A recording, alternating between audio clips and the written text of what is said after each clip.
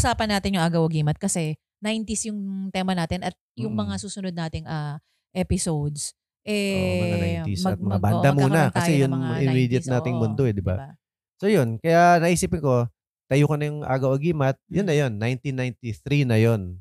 So oo. habang nagre-recording na yung Yano, Binubuo mo na yun, binubuo ko na yung agaw-agimat, may mm, konsepto na ako. mm, Siyempre, kaya nga yung konsepto rin ng agaw-agimat, parang Yano din siya, oo. na political, socio-political yung lyrics, Hmm, 'di ba?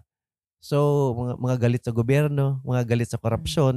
So, parang parang female version lang siya ng Yano. hmm, Kasi nga do'n ako galing, eh, 'yun lang naman ang alam ko, eh. hmm, So, kaya natural naging gano'n. So, in-invite ko na yung mga kasama ko, kinuha ko yung kapatid ko, si Lee hmm. Nadela, kinuha ko siyang bahista, pero hindi pa Si siya Lina Dela nagbe-bass, ng ng Slapshot, Slapshot. oo. So, hindi pa siya nagbe-bass nun. Mm, Gigitara-gitara lang din yun, mga Mr. Big naman ang gusto niyang gitarahin nun. mm, So, sabi ko, yun ang kukunin kong bahista. Paaralin na lang namin. Nag-lesson na lang siya kay Oni Badyang. hmm, Yung bahista ni Joy Ayala at Bagong Lumad na naging bahista na rin ng hmm, Yano later on. So, dun siya nag-aral. Tapos kinuha ko yung kasamahan ko sa UST, sa Varsitarian, hmm, na para maggitara. Although nagigitara siya sa simbahan lang, hindi pa nga siya nakakahawak ng electric guitar at mga distortion. Pero hmm, sabi ko, kaibigan ko naman, sabi ko, sige kunin kong gitarista to. Tapos hmm. kinuha ko yung vokalista, yung kasamahan ko naman sa PETA. Pero hindi sila Hindi magkakakilalang sila tatlo? magkakilala. Okey. So, ikaw talaga yung kumuha sa kanila para bumuo Oo, ewan ko ng nga kung bakit inaangkin nga nung first episode pa lang tayo. yun, Oo, meron tayong ano diyan, mas hindi. mahaba yan. Oh, so yun, Kaya nga nagtataka nga ako bakit oo, inaangkin na iba, eh. Parang oo, sinasabi hindi raw ako hayaan mo ang siya. nagbuo ng agaw-agimat. Packing shit. Oo. Fuck you Hayaan mo kayo. basta bibigyan kita ng isang buong episode Isang buong episode na para fuck abangan you niyo kayo. yun, Fuck you yung kayo. kasugatan ni Ito ang Renmin. totoong kwento. So, Ayun. So yun. ayun, So kinuha ko sila, ganyan, ganyan, ganyan, ganyan. Tapos binuo ko na. Sabi ko, ito yung konsepto ng agaw-agimat. Okay silang lahat. Tapos day one, sabi ko, mm, basta ang gusto ko, nakapaa tayo. Galing sa utak ko yun. Ewan ko ba mm, bakit inaangkin na ngayon ng iba, eh. mm. Bakit ka ba bakit mo na naisip na nakapaa yung agaw-agimat? Kasi, para sa akin kasi, nung time na yun na yung konsepto ko talaga. Sabi ko, bilang artist, kung yung kinakanta mo speaks about truth, speaks about spiritual, sociopolitical, lahat ng truth na may kinalaman sa pag-aangat ng kamalayan, pagpapalaya sa tao, sa nakikinig. So para sa akin, yung ground na inaapakan natin, sacred.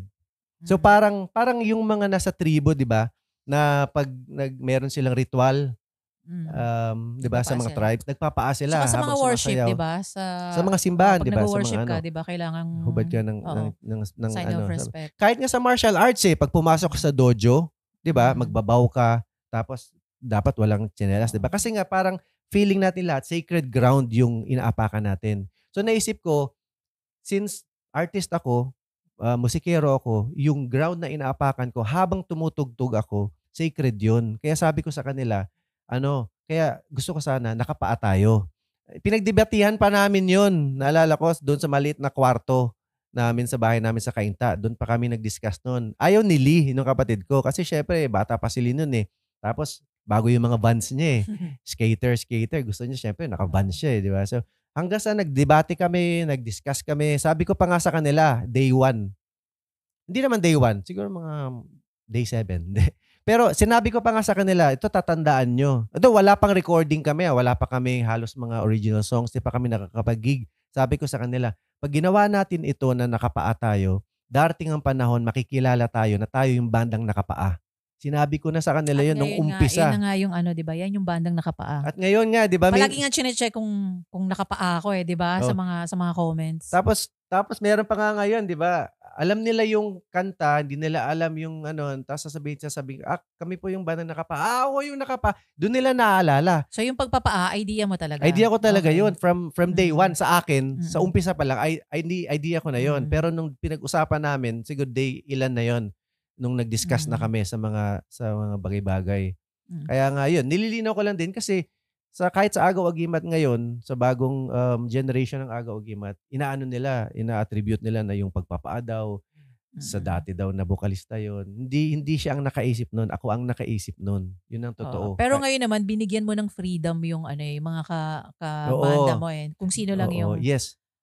gustong Gusto magpaa. magpaa, 'di ba? Dati, yung Agaw Agimat, first generation, talagang required sila na Mm. nakapaa. Kaming apat nun nakapaa actually.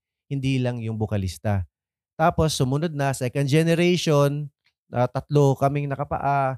Tapos ngayon sa atin, sa fourth generation, dalawa tayong nakapaa. Hmm. Pero yung pagpapaa po, hindi po yan konsepto nung dating bokalista. Ako po ang Okey. nakaisip So niyan. malinaw 'yan. Malinaw yan Oo. So, ha. yung ano,